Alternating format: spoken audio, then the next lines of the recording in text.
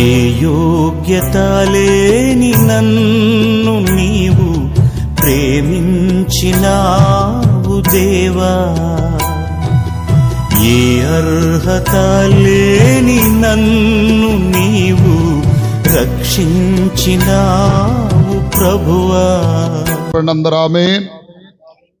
దేవుని వాక్యముల నుండి ఈనాటి ధ్యానము నిమిత్తమై యోహాను సువార్త 9వ అధ్యాయము 1 నుండి 4 చరణములు మనం చదువుకుందాం. Page number 89. ఆయన మార్గమున పోవుచుండగా పుట్టుకతోనే గుడ్డివాడైనటువంటి ఒక మనుష్యుడు కనబడ్డాడు. ఆయన శిష్యులు, బోధకుడా, ఇతడు గుడ్డివాడై పుట్టాడు కదా, ఇతడు గుడ్డివాడై పుట్టుటకు ఎవరు పాపం చేశారు? వీడా, వీనిని కన్నవారా అని ఆయనను అడుగగా యేసు వీడైనను వీడి కన్నవారైనను పాపము చేయలేదు, కానీ దేవుని క్రియలు వీనియందు ప్రత్యక్షపరచబడుటకే వీడు గుడ్డివానిగా పుట్టెను.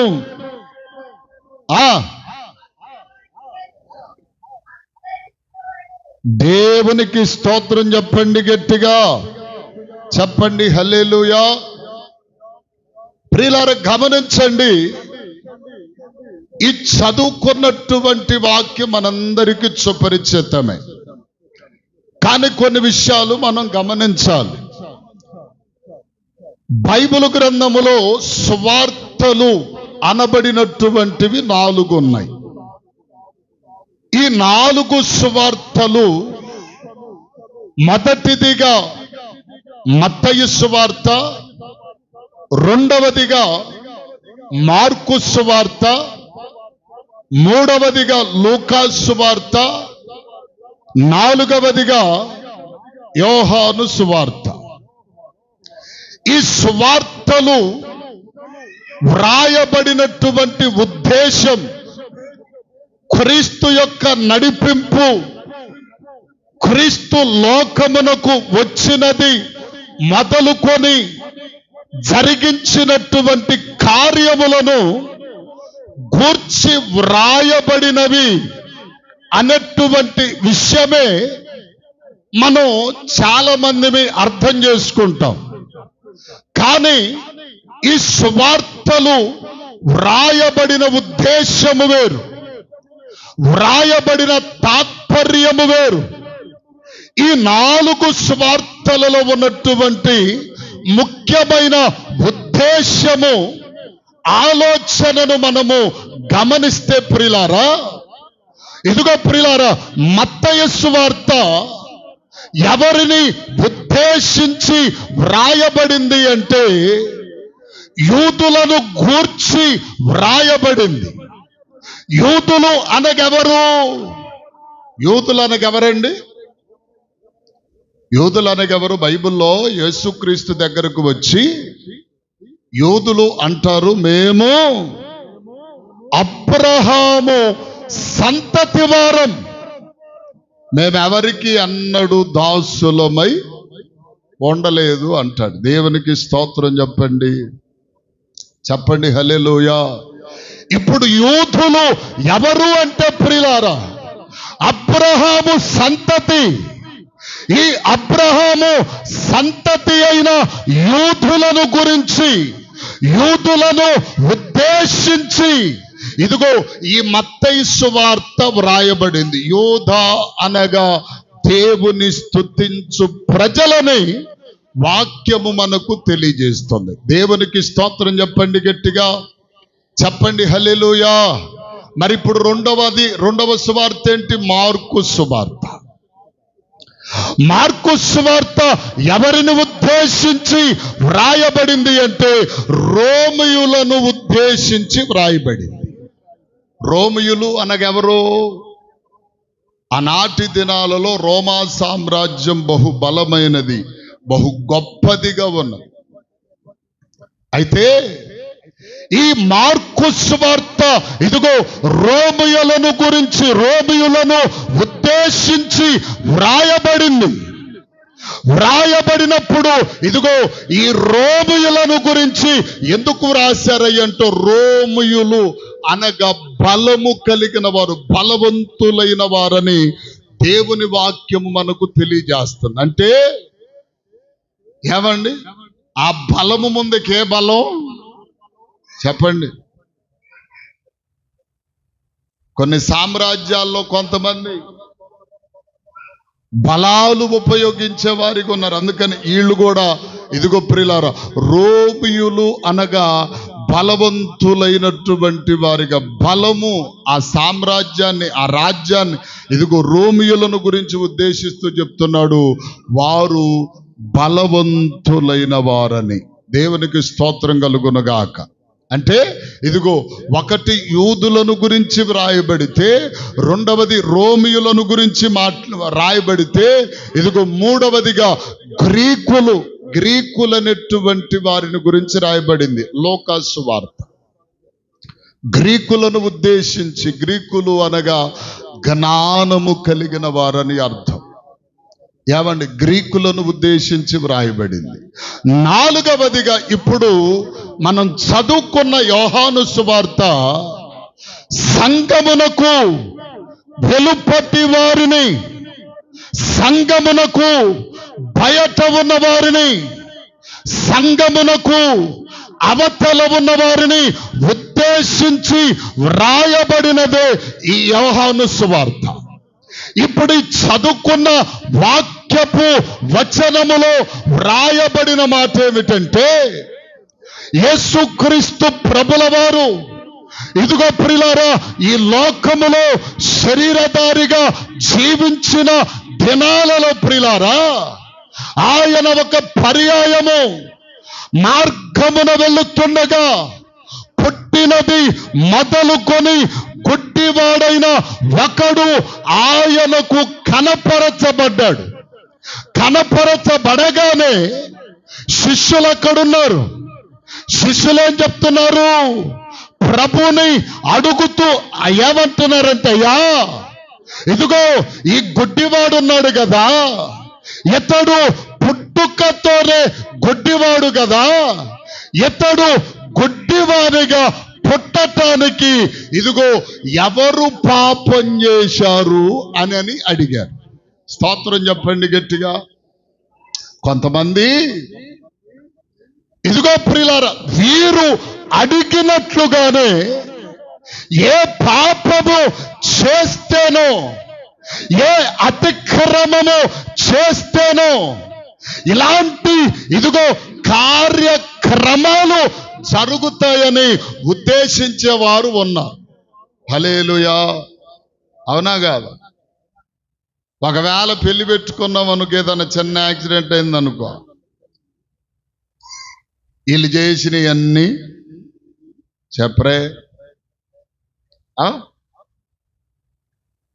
చూడండి ప్రియులారా, ఇప్పుడు ప్రభు వారిని శిష్యులు కూడా అదే విధముగా అడుగుతున్నారు. ఎవరు పాపం చేశారు? వీడు చేశాడు. పుట్టని వాడు పాపం ఎలా చేస్తాడు? పుట్టకుండాన్నప్పుడే పుట్టుకతోనే అతడు గుడ్డివాడు కదా.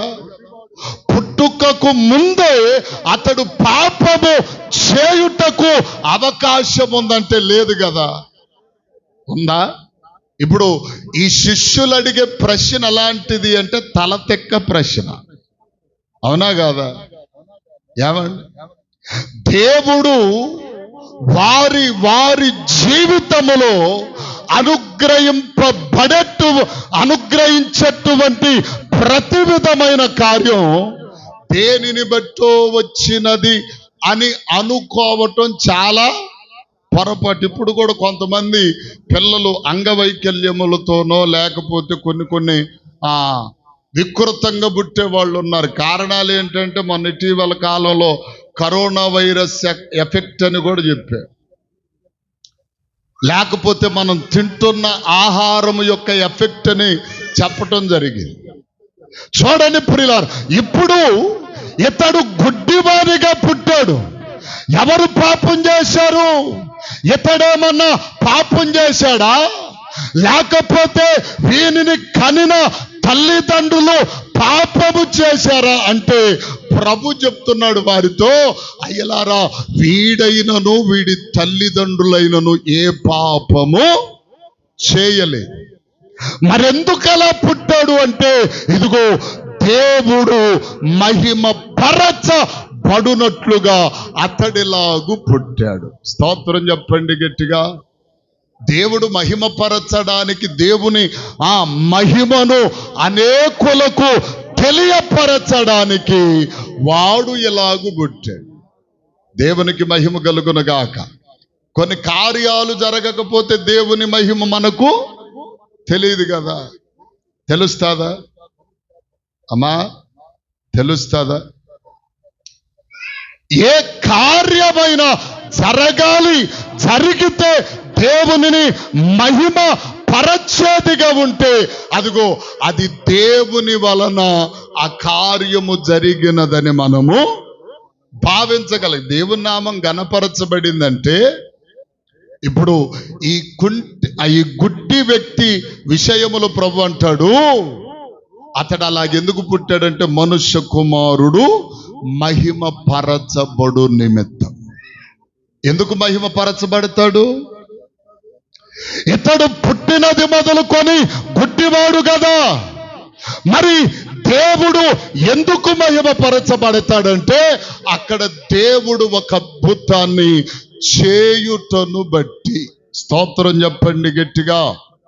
ఏమండి? దేవుడు అక్కడ అద్భుతాన్ని చేయుటను బట్టి. ఇక్కడ ఈ వాక్యములో 3 విషయాలు నేను త్వరగా చెప్పి ముగిస్తాను. ప్రియులారా, అద్భుతం జరగాలి అంటే ఒక వ్యక్తి జీవితములోనైనా, ఒకని కుటుంబములోనైనా, ఇదిగో ప్రియులారా, వాని గ్రామమందైన ఇదిగో వ్యక్తి జీవితములో అద్భుతము జరగాలి అంటే, అద్భుతము జరగటానికి మన యొక్క సపోర్ట్ కూడా ఉండాలి కదా. చెప్పరే, అద్భుతం జరగాలంటే దానికి మనం కూడా పరిపూర్ణంగా చెప్పరేవండి అమ్మా, సహకరించాలి. ఒక కార్యము, ఇదిగో ఒక అద్భుతము జరగాలి అంటే దానికి మనం కూడా, ఇదిగో ప్రియులారా, స్పందించి ఏమండి దానికి మనము లోపడగలిగితే అక్కడ ఏమవుతుందంటే ఒక అద్భుతము జరుగుతుంది. లేకపోతే ఏమండి జరిగితే జరుగుతుందిలే, లేకపోతే లేదులే అనుకునే వాళ్ళు కొంతమంది ఉంటారు. కాదు. ఇదిగో ప్రియులారా, అద్భుతము జరగాలంటే మనం కూడా ఏమండి మన వంతు, మనం ఎంతవరకు పార్టిసిపేట్ చేయగలుగుతామో అంతవరకు మనము ఏమండి దేవుని సన్నిధిలో వదగగలిగితే దేవుడు మన జీవితములో నిత్యముగా అద్భుతాలు చేస్తాడు. దేవునికి స్తోత్రం చెప్పండి గట్టిగా. ఇప్పుడు గమనించండి, ఈ యొక్క గుడ్డివాని జీవితంలో అద్భుతము జరిగించబడింది. ఎందుకు జరిగించబడింది? ఎలా జరిగించబడింది? అతని జీవితంలో 3 విధములైన కార్యాలు ఇదిగో దేవుని సన్నిధిలో చేశాడు. కనుకనే అతడు అద్భుత రీతిగా స్వస్థపరచబడ్డాడు. మొట్టమొదటిగా ఇతడు గుడ్డివాడు కదా. ప్రభు ఆ మార్గమున వెళుతున్నాడు. గుడ్డివానికి ప్రభు ఎక్కడున్నాడో, ప్రభు ఏ స్థలములున్నాడో, ఏ ప్రదేశములున్నాడో ఏమండి గుడ్డివానికి కనపడుతుందా? చెప్పండి, కనపడుతుందా? మీరు అక్కడే క్రింద 5వ వచనం, 6వ వచనం, 7వ వచనం కూడా చూడు, తర్వాత చదువుకోనండి, నేను త్వరగా ముందుకు వెళ్తాను. చూడండి, కనపడుతుందంటే కనబడదు కదా. కనబడిద్దా? చెప్పరే, కనబడిద్దా? కళ్ళు మూసుకొని మన ఇళ్ళకి వెళ్తాం ఎక్కడి నుండి? కళ్ళు మూసుకొని కళ్ళు తెరవకుండా కళ్ళు గంతలు కట్టుకొని మన ఇళ్ళ వరకు వెళ్ళగలుగుతామంటే ఈ మధ్యలో ఏదో ఒక దానికి, ఏదో ఒక స్తంభానికి పొడుచుకొని బొప్పి ఎంతలావును కట్టుద్ది. అంతేనా? నేను నిజంగానే మొన్న ఎక్కడో ప్రియులారు, నిజంగా అవన్నీ రైల్వే స్టేషను ఎవరో వెనక్కి కేకేసినట్టుంటే ఇటు చూసుకుంటూ వెళ్తున్నా, వెళ్ళి ఆ రైల్వే స్టేషన్లో ఎనపై పెట్టారు, వెళ్ళి ఆపట్టి పొడుచుకున్న తలకాయ. ఏమండి, గమనించండి.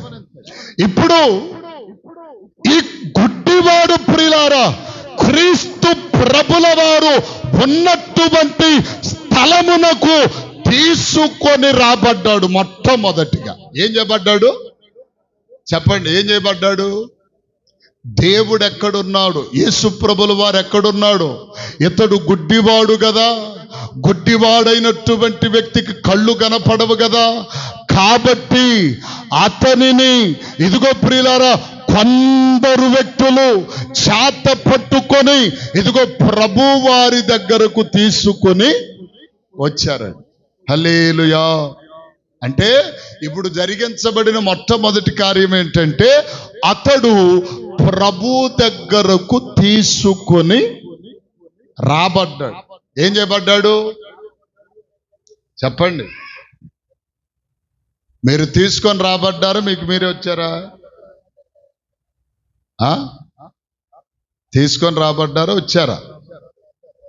అమ్మా, తీసుకొని రాబడ్డ మీకు మీరే.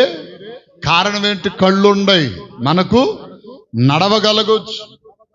అందుకనే ప్రియులారా ఇప్పుడు మొట్టమొదటిగా ఆ గుడ్డివాని జీవితంలో జరిగిన మొదటి కార్యం ఏంటంటే అతడు ప్రభువు దగ్గరకు తీసుకురాబడ్డాడు.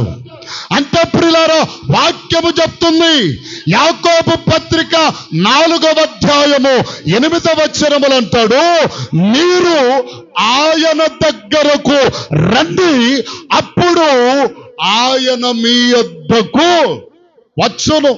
4:8 చదవమ్మ ఒకసారి.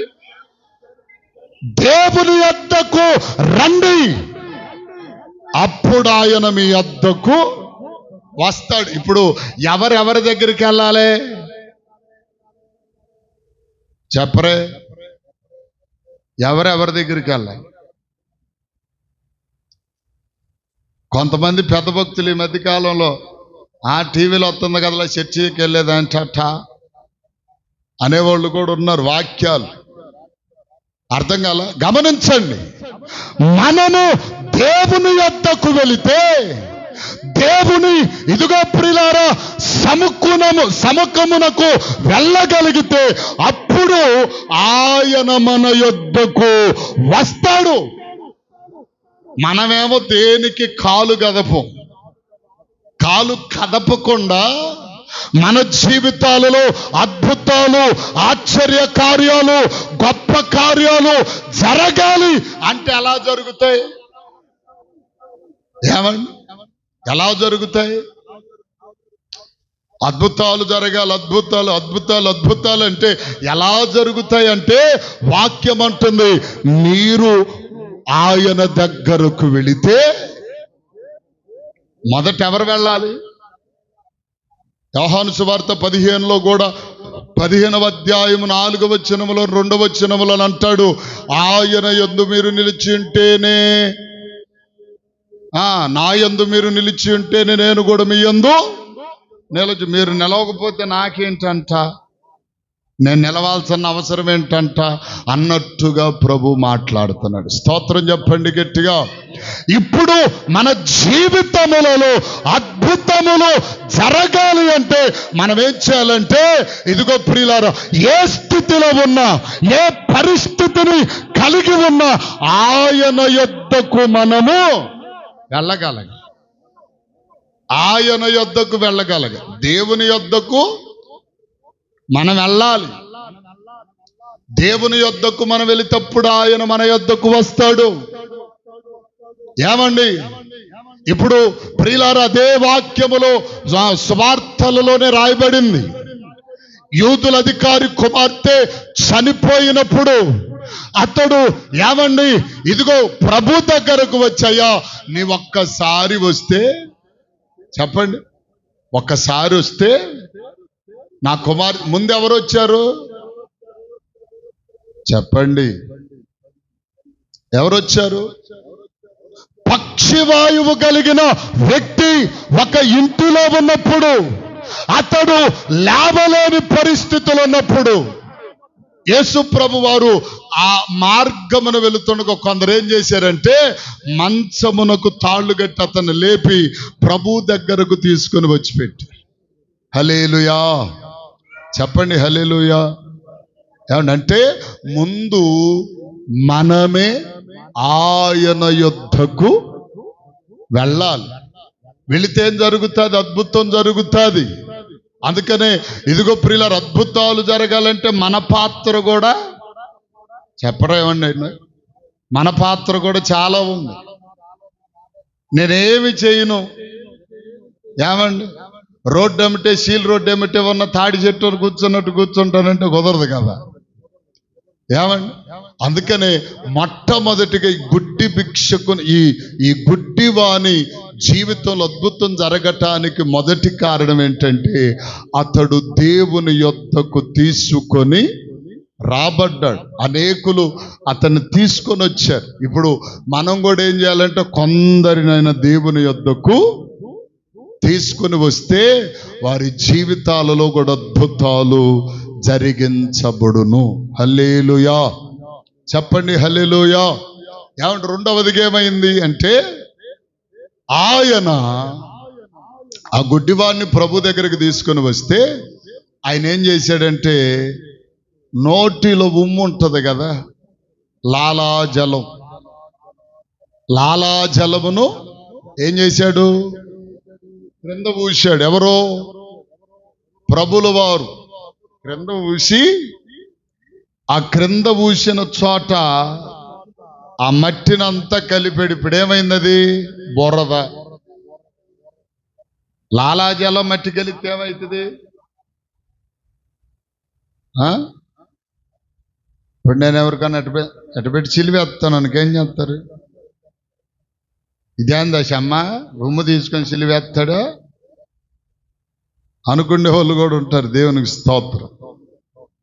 గమనించండి ప్రియులారా, ఇప్పుడు ప్రభు ఇదిగో నేల మీద ఉమ్మును పోసి దానిని బురదగా చేసి తన కళ్ళకు ఇదిగో రాసి వెంటనే ఇదిగో నీటిలోనికి వెళ్ళి కడుగు కొనమని చెప్పాడు.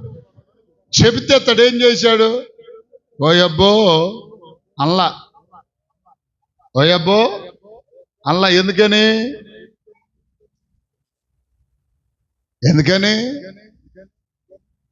అంటే ప్రభు మాటను నమ్మాడతడు. ప్రభు మాట మీద నమ్మిక ఉంచాడు. చాలా మందికి ఎన్న చెప్పు, దేవుని మాటలో ఏ విధమైన నమ్మకాలే ఉంటాయా? అది ఉంటాయా? ఎలా చెయ్యండి అంటే, అబ్బో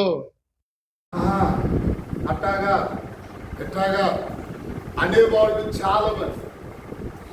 ప్రియులారా గమనించాలి, ఇదిగో దేవుడు నీటిలోనికి వెళ్ళి కడుగు కొనమని చెప్పగా వెంటనే వెళ్ళాడు, కళ్ళు కడుగుకున్నాడు, తన పుట్టిన పుట్టుకతో ఉన్న గుడ్డితనం అంతా యేసు నామములో విడుదలైపోయింది. దేవునికి స్తోత్రం చెప్పండి గట్టిగా. అంటే నమ్మకం ఉంచాడు, ప్రభు మాట మీద నమ్మిక.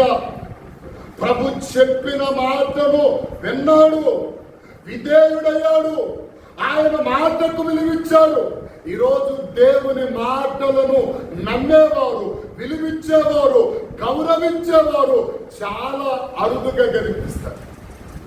కానీ ఎప్పుడైతే మన జీవితాల్లో అద్భుతాలు జరగాలంటే ఇదిగో మొట్టమొదటిగా మనం ఏం చేయాలి? ఆయన యొద్దకు నడిపించబడాలి. రెండవదిగా ఆయన మాటను నమ్మాలి. నమ్ముట నీ వలనైతే నమ్మువానికి సమస్తము సాధ్యమే. నీలోనే నమ్మకోలేదు, నీలో చెప్పరే. ఏమండి ఆ కాలంలో నడ్డవ కావ పాస్టర్ గారు ఉపాస ప్రార్థనలు పెట్టాడు. ఉపాస ప్రార్థనలు పెట్టి పాస్టర్ గారు అన్నాడంట వాక్యం చెప్తూ నీవు విశ్వాసం ఉంచి ప్రార్థించి ఆ కొండల్ని సముద్రంలో పడమంటే పడిపోద్ది అని చెప్పి వాక్యంలో చెప్పాడంట. వాక్యంలో ఉన్నటువంటి మాటే. ఏమండి వెంటనే ఇంటికి వెళ్ళిందంటే ఇంటి ఎదురుగా ఒక కొండ ఉందంట, పెద్ద కొండ ఉందంట, రాయి. ఏమండి ఆమెకు ప్రార్థన చేయడం ప్రారంభించింది. విశ్వాసంతో ప్రార్థన చేయడం ప్రారంభిస్తే ఏమండి అక్కడ జరిగింది ఏంటి? కొత్తాకలు తెరిచి వస్తుందంట, పడిందా లేదా. ఆఖరికి లేచేసి నేను అప్పుడే అనుకున్నా ఇది పడదని. అంటే ఏమలేమి లేదు, నమ్మకం లేదు, విశ్వాసం లేదు, దేవుని మాట మీద గౌరవం అనేటువంటిది లేదు. కనుకనే అది పడలేదు. అందుకనే ఇదిగో మన జీవితాలలో నమ్మిక మాత్రము ఉంచాలి. నమ్మకం ఉంచిన వారు అనేక మంది జీవితాలలో అద్భుతాలు చూడగలిగారు. దేవుని మాటను ఇదిగో వినినవారు, ఆ మాట మీద నమ్మిక ఉంచిన వారు ఏమండి వారి జీవితాల్లో అద్భుతాలు ఎన్నో చూడగలిగారండి. దేవునికి మహిమ కలుగును గాక. చెప్పండి హల్లెలూయా. ఏమండి మూడవదిగా ఇంకొక మాట, ఆ మాట చెప్పి చూడండి, ఆ మాట చెప్పి నేను ముగిస్తా. ఏమండి ఆ దేవుని యొక్క వాక్యములో మనం చూడగలిగితే ఏమండి అదే మాట అక్కడే చూడండి. ఒకటి బురద చేసి రాసినప్పుడు ఏమండి దేవుడు చేయుచున్నదేమిటో, దేవుడు చేయుచున్నదేంటి, ఎలాగ చేస్తాడు ఈయన అని చెప్పి అనుకోవాలి. నాకు ఈయన నా జీవితంలో అద్భుతాన్ని చేస్తాడు అని ఏమండి ఇతడు ఏం చేశాడంటే ప్రభు కార్యము కొరకు ఎదురు చూశాడు. ఎదురు చూపు దేవుడు తప్ప నా జీవితంలో ఇంకెవరు ఏమీ చేయలేరు అనేటువంటి ఆలోచన కలిగి బైబిల్లో చాలా మందిని అలాగూ ఉన్నవారిని, రక్తస్రావ రోగము కలిగిన స్త్రీ, పాపాత్మురాలైన స్త్రీ, 10 మంది కుష్ఠరోగులు, ఇంకా ఇలాంటి వారు ఆయన తప్ప మన జీవితాలు అద్భుతాలు చేసేవారు లేరు అని చెప్పి అనుకున్న వారు చాలా మంది ఉన్నారు. అలాగే వారి జీవితాలలో అద్భుతాలు చూడగలిగారు. అయితే ఇక్కడ ఇతని జీవితంలో జరిగిన 3 విధములైన కార్యాలు. ఒకటి ప్రభు దగ్గరకు తీసుకురాబడ్డాడు. ఏమండి గుమ్మతో బురద చేసి రాసినప్పుడు ఆయన చేసే కార్యమును నమ్మాడు. మూడవదిగా ఇదిగో ప్రియులారా ఆయన మాట చెప్పగా ఆయన చెప్పిన మాటకు విలువిచ్చి ఆయన చెప్పిన ప్రకారం చేశాడు.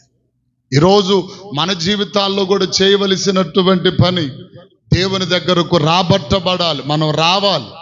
రెండవదిగా ఆయన చేసే కార్యమును ఏదైనా సరే నమ్మగలగాలి. మూడవదిగా ఆయన మాటను ఏమండి వినాలి. వింటే మన జీవితాల్లో ఏం జరుగుతాయి చెప్పండి? ఏం జరుగుతాయి? అద్భుతాలు జరుగుతాయి. అర్థం కాలే?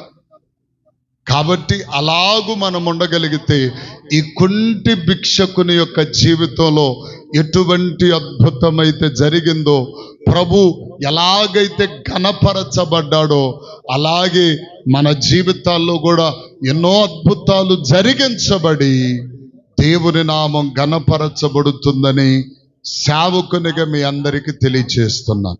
కనుక మనం కూడా ఎదుగు ప్రియులారా, దేవుని దగ్గరకు మనం రావాలి, అనేకులను నడిపించాలి.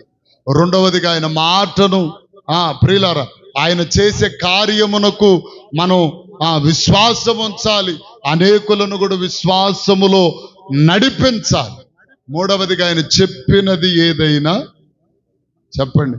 కానా పెండ్లి విందులో కూడా ఒక అద్భుతం జరిగింది. ఆయన చెప్పునది చేయండి. ఆయన చెప్పింది ఏం చెప్తాడో అది చెయ్యండి అయ్యా అంటే అక్కడ ఒక మంచి మాట చెప్పారు. ఏమనంటే, ఏమండి, విందులోకి వచ్చిన అనేకులు అన్న మాట, కొంతమంది అయితే ముందైతే మంచి రసం పోసి తర్వాత జబ్బు రసాన్ని పోస్తారు. కానీ నీవు ముందును తర్వాతను మంచి ద్రాక్షారసమే పోసిదివన్నా. హల్లెలూయా. అంటే దేవుని అద్భుతం ఎలా ఉంటుందో, ముందైనా తర్వాత అయినా ఒక్కటిగానే ఉంటుంది. కాబట్టి మనందరి జీవితాల్లో ఇలాంటి అద్భుతాలు జరుగు నిమిత్తముగా ఏమండి దేవుని వద్దకు తీసుకురాబడి, ఏమండి ఆయన చేసే కార్యాన్ని నమ్మగలిగి ఆయన మాట ప్రకారం మనం చేయగలిగితే మన జీవితాల్లో నిశ్చయంగా అద్భుతాలు చూడగలుగుతామని ప్రభు పేరట మనవి చేస్తూ ఈయన మాటలు ముగిస్తున్నాను. ప్రియులారా, చిన్న ప్రార్థన చేసుకు